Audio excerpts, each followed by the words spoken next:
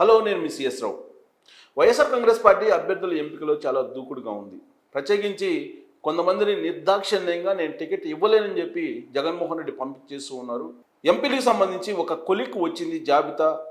అమావాస్య గడియల ముగిసిన తర్వాత ఆ జాబితాను కూడా అనౌన్స్ చేసేటువంటి అవకాశం ఉందని చెప్పి తాడేపల్లి వర్గాల నుంచి అందుతున్నటువంటి సమాచారం. ప్రస్తుతం మనం వైఎస్ఆర్ కాంగ్రెస్ పార్టీ ఎంపీ అభ్యర్థులను కనుక మనం పరిశీలనలో ఉన్నటువంటి వాళ్ళు ఎవరు, ఆ జాబితాలో ఉన్నటువంటి అభ్యర్థులు ఎవరు అనేది మనకు ఒక అవగాహన వస్తుంది. సో వైఎస్ఆర్ కాంగ్రెస్ పార్టీ ప్రస్తుతం ఎంపీ అభ్యర్థులు, లోక్సభ అభ్యర్థులు లిస్టు తయారవుతున్నటువంటి క్రమంలో ఎవరెవరు పోటీలో ఉన్నారు, ఎవరెవరిని కన్ఫర్మ్ చేసేటువంటి అవకాశం ఉందనేది విశ్లేషణ చేసుకునే ప్రయత్నం చేద్దాం. శ్రీకాకుళం నుంచి వద్దాం. శ్రీకాకుళం లోక్సభ స్థానానికి ధర్మాన కృష్ణందాస్ పేరు వినిపిస్తుంది. అలాగే తమ్మినేని సీతారాం ప్రస్తుతం ఆయన స్పీకర్గా ఉన్నారు. వాస్తవంగా 2019లో దువాడ శ్రీనివాస్ అప్పుడు అభ్యర్థిగా ఉన్నారు.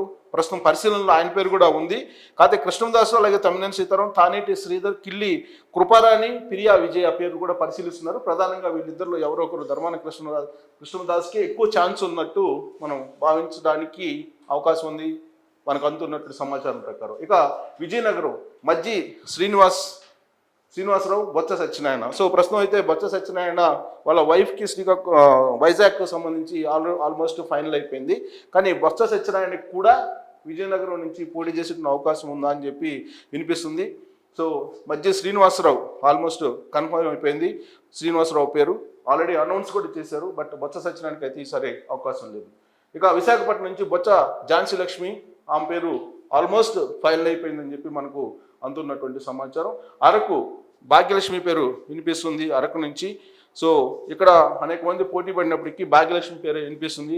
గొట్టేటి మాధవి సిట్టింగ్ ఎంపీ ఉన్నారు, ఆమెను కాదని ఇప్పుడు ఎమ్మెల్యేగా ఉన్నటువంటి భాగ్యలక్ష్మికి ఈ అరకు ఖరారు చేయడం జరిగింది. సో ఈ మొత్తం కనుక భాగ్యలక్ష్మి ఎమ్మెల్యేగా ఉన్నారు, ఆమెకి ఇప్పుడు ఎంపీగా ఇచ్చారు. ఇక అనకాపల్లి కరణం ధర్మశ్రీ లేదా అడారి రమాదేవి పేరు వినిపిస్తుంది అనకాపల్లికి.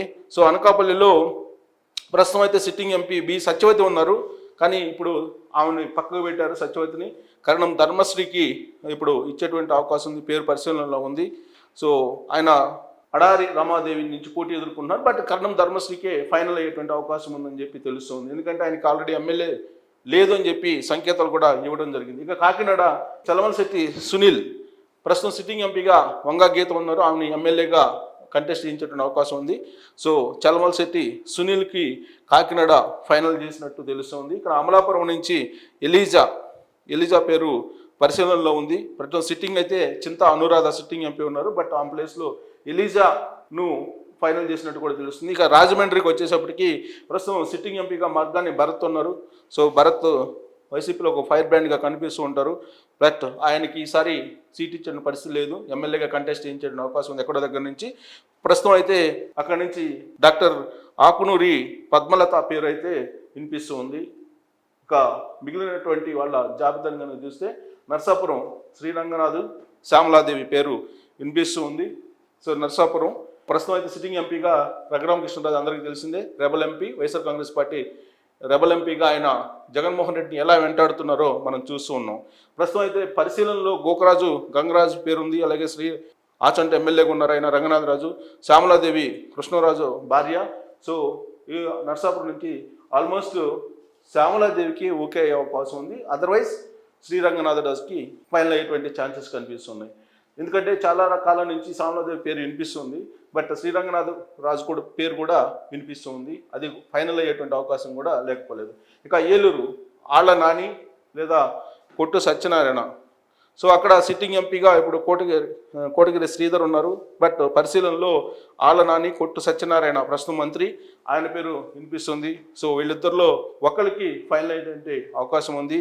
వీళ్ళిద్దరు కాకపోతే అరసవెల్లి అరవింద్ వ్యాపారవేత్త, ఆయన పేరు కూడా వినిపిస్తుంది. సో ఇప్పుడు ఇక నా మచిలీపట్నంకి వచ్చేసి వివి వినాయక్. సో వినాయక్ని ఆల్రెడీ ఈ మధ్యకాలంలో వైఎస్ఆర్ కాంగ్రెస్ పార్టీ అప్రోచ్ అయింది, వినాయక్ని పోటీ చేసిన అవకాశం ఉందని చెప్పి తెలుస్తుంది. ప్రస్తుతం మచిలీపట్నం ఎంపీగా బాలశౌరి ఉన్నారు, సిట్టింగ్ ఎంపీ.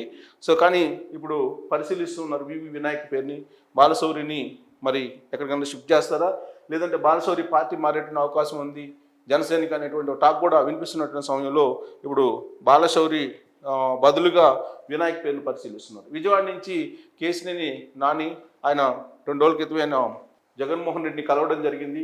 జగన్మోహన్ రెడ్డిని కలిసి ఆయన కొన్ని కండిషన్స్ను మాట్లాడుకున్నారు.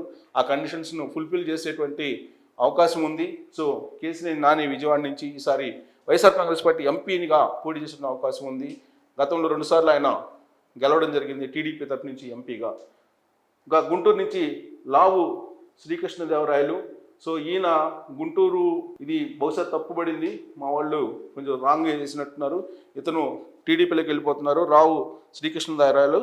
కాబట్టి గుంటూరు నుంచి ఎవరిని పోటీ చేపిస్తారు అనేది ఇప్పుడు వైఎస్ఆర్ కాంగ్రెస్ పార్టీ పరిశీలిస్తుంది. సో ఇక్కడ మాత్రం ఇది రాంగ్గా మనం తీసుకోవచ్చు. శ్రీకృష్ణదేవరాయలు పక్కాగా తెలుగుదేశం పార్టీకి ఆయన వెళ్ళేటువంటి అవకాశం చాలా క్లియర్గా కనిపిస్తూ ఉంది ప్రస్తుతం అయితే. సో కాబట్టి తీసుకోవటానికి లేదు. ఈ గుంటూరు బహుశా మా వాళ్ళు రాంగ్ నోషన్లో ఉన్నారు. సో లేటెస్ట్ డెవలప్మెంట్ లావు శ్రీకృష్ణదేవరాయలు టీడీపీకి వెళ్ళిపోతున్నారు. కాబట్టి అక్కడి నుంచి బహుశా ఎవరినైనా అక్కడికి తీసుకొచ్చే అవకాశం ఉంది, గుంటూరు నుంచి కొత్త వాళ్ళని ఎవరైనా. సో పరిశీలనలో చాలామంది పేర్లు ఉన్నాయి. సో ఏం చేస్తారనేది చూడాలి. ఇక నరసరావుపేట, ఇక్కడ ప్రస్తుతం అయితే నరసరావుపేట ఎంపీగా వైసీపీ ఎంపీగా ఉన్నారు లావు శ్రీకృష్ణదేవరాయలు. కాబట్టి నరసరావుపేటకి మోదుగుల వేణుగోపాల్ రెడ్డిని పోటీ చేయించే అవకాశం ఉంది. సార్ గుంటూరు నుంచి మరి ఎవరు చేస్తారు వైసీపీకి అనేది మనం చూడాలి. చాలామంది పేర్లు పరిశీలనలో ఉన్నాయి. ఒకవేళ బాలశౌరి కనుక పార్టీ మారకపోతే బాలశౌరిని గుంటూరు తీసుకొచ్చి పోటీ చేయించే అవకాశం కూడా ఉంది. వాస్తవంగా గుంటూరు నుంచి రాయుడుని పోటీ చేయించాలనుకున్నారు. బట్ చివరి నిమిషంలో గుంటూరు వైసీపీ ఎంపీగా ఆయన చాలడని చెప్పి సంకేతాలు ఇవ్వడంతో ఆయన పార్టీని వీడి వైఎస్ఆర్ కాంగ్రెస్ పార్టీని ఇప్పుడు జనసేనలోకి వెళ్ళినటువంటి విషయం మనందరికీ కూడా తెలిసిందే. నరసరావుపేట మోదుగుల వేణుగోపాల్ రెడ్డి మాజీ ఎంపీ ఈయన. అలాగే బాపట్ల ఎస్సీ కాన్స్టిట్యున్సీ నందిగం సురేష్ జగన్మోహన్ రెడ్డికి అత్యంత అభిమాని, అలాగే ప్రియ శిష్యుడిగా కూడా ఉన్నాడు. ఆయనకి వచ్చేటువంటి అవకాశం ఉంది సీట్ ఈసారి. ఇక ఒంగోలు నుంచి వై విక్రాంత్ రెడ్డి లేదా మద్దిశెట్టి వేణుగోపాల్, ప్రస్తుతం సిట్టింగ్ ఎంపీగా మాగుంట శ్రీనివాస్ రెడ్డి ఉన్నాడు. ఆయన వైఎస్ఆర్ కాంగ్రెస్ పార్టీ నుంచి తెలుగుదేశం పార్టీకి వెళ్ళేటువంటి అవకాశం ఉంది. కాబట్టి ఈసారి వై విక్రాంత్ రెడ్డి లేదా మద్దిశెట్టి వేణుగోపాల్కి ఒంగోలు ఎంపీగా పోటీ చేసిన అవకాశం వైఎస్ఆర్ కాంగ్రెస్ పార్టీ ఇచ్చేటువంటి అవకాశం ఉంది. ఇవి 25 ఎంపీ స్థానాలకు సంబంధించి మొత్తం రిపోర్ట్ ఇది. ఇక మిగిలినటువంటి కాన్స్టిట్యున్సీలకు సంబంధించి నంద్యాల ఆలీ, సినీ నటుడు ఆలీ పేరు వినిపిస్తుంది. సో చాలా కాలంగా ఆయన రాజ్యసభను ఎక్స్పెక్ట్ చేస్తున్నారు, కానీ ఇప్పుడు డైరెక్ట్ ఎలక్షన్లకి ఆయన్ని రెడీ చేస్తూ ఉన్నారు. లేదా ఒకవేళ అతను కాకపోతే కనుక సిట్టింగ్ ఎంపీ పోచా బ్రహ్మానందరెడ్డి ఉన్నారు. బట్ ఇప్పుడైతే ఆలీని దించాలి, అక్కడ మైనారిటీ ఓట్లు ఎక్కువ ఉన్నాయని చెప్పి భావిస్తూ ఉన్నారు. ఇక కర్నూలు నుంచి గుమ్మనూరు జయరాం. సో గుమ్మనూరు జయరాం ప్రస్తుతం మంత్రిగా ఉన్నారు. సో ఆయనకి ఈసారి కర్నూలు నుంచి పోటీ చేయాలనేటువంటి ఆదేశం ఇప్పటికే వెళ్ళిపోయింది. సో కర్నూలు సిట్టింగ్ ఎంపీగా ఉన్నటువంటి సంజీవ్ కుమార్ బీసీ. జగన్మోహన్ రెడ్డి వాలకం, జగన్మోహన్ రెడ్డి ఏ విధంగా బీసీలకు అన్యాయం చేస్తున్నారనే దాని మీద మీడియా ముఖ్యంగా వెలుగెత్తి చాటారు. సో అందుకని ఆయనకి సీట్ లేనట్టే గుమ్మనూరు జయరాం కర్నూలు నుంచి పోటీ చేయబోతున్నారు. ఇక అనంతపురం నుంచి శంకర్ నారాయణ పేరు వినిపిస్తుంది. సిట్టింగ్ ఎంపీగా ఇప్పుడు తలారి రంగయ్య ఉన్నారు. సో శంకర్ నారాయణ మాజీ మంత్రి, so Penukonda sitting MLA. So Shankar నారాయణకి అనంతపురం ఎంపీగా పోటీ చేసేటువంటి అవకాశం ఈసారి వైసీపీ కల్పిస్తుంది. హిందూపురం నుంచి జె శాంతమ్మ. హిందూపురం గోరంట్ల మాధవ్ సిట్టింగ్ ఎంపీగా ఉన్నారు. ఆయన ఏ విధంగా న్యూడ్ కాల్స్ తో వివాదం అయ్యారో అందరికీ తెలిసిందే. సో ఆయనకి గ్రాఫ్ తగ్గిందని చెప్పి జె శాంతమ్మ పేరు ఆల్మోస్ట్ ఖరారైంది హిందూపురం నుంచి. ఇక కడప నుంచి సిట్టింగ్ ఎంపీగా అవినాష్ రెడ్డి ఉన్నాడు. బట్ వివేకానంద రెడ్డి మర్డర్ కేసులో నిందితుడిగా ఉన్నారనేది సిబిఐ ఛార్జ్ షీట్లు చెప్తున్నటువంటి క్రమంలో ఆయన ప్లేస్లో డాక్టర్ అభిషేక్ రెడ్డి, ఈయన కూడా రాజశేఖర్ రెడ్డి ఫ్యామిలీకి సంబంధించినటువంటి సమీప బంధువు, జగన్మోహన్ రెడ్డికి దగ్గర చుట్టం కూడా. సో డాక్టర్ అభిషేక్ రెడ్డికి ఈసారి కడప ఎంపీగా పోటీ చేసిన అవకాశం వైఎస్ఆర్ కాంగ్రెస్ పార్టీ నుంచి వచ్చేటువంటి అవకాశం ఉంది. ఇక్కడ నెల్లూరు నుంచి వేమిరెడ్డి ప్రభాకర్ రెడ్డి, ఆయన రాజ్యసభ మెంబరు వైఎస్ఆర్ కాంగ్రెస్ పార్టీ. ప్రస్తుతం డైరెక్ట్ ఎలక్షన్లో నెల్లూరు నుంచి ఆయన పోటీ చేయబోతున్నారు. అయితే కొన్ని కండిషన్స్ పెట్టారు జగన్మోహన్ రెడ్డికి. ఆ లోక్సభ పరిధిలో 3 ఎమ్మెల్యేలను తనకు మార్చాలనేటువంటి ఒక కండిషన్ పెట్టారు. నో అని చెప్పారు జగన్మోహన్ రెడ్డి. అయినప్పటికీ కూడా ఇప్పుడు వేమిరెడ్డి ప్రభాకర్ రెడ్డి అక్కడి నుంచి పోటీ చేయడానికి సిద్ధపడుతున్నారని కూడా తెలుస్తుంది. అదే at the same time Telugu Desam party ఆయన మీద ఆపరేషన్ కొనసాగిస్తూ ఉంది. ఒకవేళ చివరి నిమిషంలో కనుక వేమిరెడ్డి ప్రభాకర్ రెడ్డి పార్టీ మారితే అప్పుడు ప్రత్యామ్నాయం చూసుకుంటారు. కానీ ఇప్పటివరకు అయితే వేమిరెడ్డి ప్రభాకర్ రెడ్డి నెల్లూరు నుంచి పోటీ చేసే అవకాశం వైఎస్ఆర్ కాంగ్రెస్ పార్టీ తరఫు నుంచి అని చెప్పి తాడేపల్లి వర్గాల నుంచి అందుతున్నటువంటి సమాచారం. ఇక Tirupati doctor Gurumurthy already Gurumurthy by ఎలక్షన్లో గెలిచారు. జగన్మోహన్ రెడ్డి పాదయాత్ర చేసినప్పుడు ఫిజియోథెరపిస్ట్గా ఆయన ఉన్నారు. దానికి ఆయన గుర్తించి ఉప ఎన్నికల్లో గురుమూర్తిని ఎంపీ చేయడం జరిగింది. సో ఈసారి కూడా ఆయనకే అవకాశం ఇస్తూ ఉంది వైఎస్ఆర్ కాంగ్రెస్ పార్టీ. ఇక రాజంపేట సిట్టింగ్ ఎంపీ మిథున్ రెడ్డి ఉన్నారు రాజంపేట, ఆయనకే ఈసారి అక్కడి నుంచి పోటీ చేసే అవకాశం ఇస్తున్నట్టు కూడా తెలిసింది. ఇటీవల కాలంలో ఆయన మారుస్తారని చెప్పి ప్రచారం జరిగింది. అయినప్పటికీ కూడా ఆయనకే ఈసారి కూడా పోటీ చేసేటువంటి అవకాశం జగన్మోహన్ రెడ్డి ఇస్తున్నట్టు ఇప్పుడు అందుతున్నటువంటి సమాచారం. ఇక చిత్తూరు నుంచి ఎస్ రెడ్డప్ప, ఆయన సిట్టింగ్ ఎంపీ, ఆయన్నే కొనసాగించేటువంటి అవకాశం ఉంది. మంత్రి పెద్దిరెడ్డికి అత్యంత సన్నిహితుడిగా ఆయన ఉన్నాడు. సో దాంతో ఆయన్ని మార్చేటువంటి అవకాశం లేదు. ఈసారి ఆయనే ఎంపీగా పోటీ చేసేటువంటి అవకాశం ఉంది. ఇది 25 మంది ఎంపీల లిస్టు వైఎస్ఆర్ కాంగ్రెస్ పార్టీకి సంబంధించినటువంటి లిస్టు. సో మరోసారి మీరు చూడొచ్చు, క్లోజ్లో చూపిస్తారు. సో ఇది పక్కాగా ఇదే వైఎస్ఆర్ కాంగ్రెస్ పార్టీ ఎంపీల లిస్టుగా మనం భావించవచ్చు. చిన్న చిన్న మార్పులు తప్ప ఆల్మోస్ట్ ఈ లిస్టే ఉంటుంది. ఒక శ్రీకృష్ణదేవరాయలు మాత్రం రాంగ్. గుంటూరు నుంచి ఆయన ఇంకా అన్వేషణలో ఉంది. గుంటూరు నుంచి ఎవరిని ఎంపిక చేస్తారనేది గుంటూరు మాత్రం రాంగ్ పడింది. సో మిగతా ఆల్మోస్ట్ ఇదే లిస్ట్ ఉండేటువంటి అవకాశం ఉంది. తమ్మినేని సీతారాం కాదు, ధర్మానికి కృష్ణదాస్కే అక్కడ ఛాన్సెస్ ఉన్నాయి.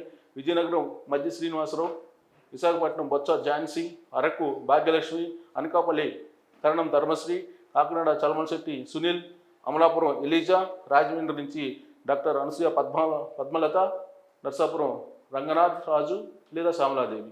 వీళ్ళిద్దరిలో బహుశా నేను అనుకోవటం శ్యామలాదేవికి ప్రాధాన్యత ఇస్తారేమో జగన్మోహన్ రెడ్డి అనిపిస్తుంది.